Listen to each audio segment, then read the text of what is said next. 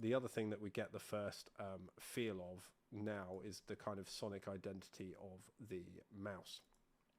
And this literally, it was originally is me whistling, and it kind of degrades and gets more manipulated, distorted, and messed up as we go through the movie.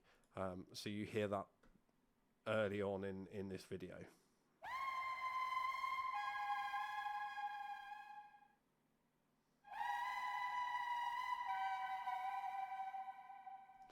And you can hear that kind of working. So literally just 4 notes.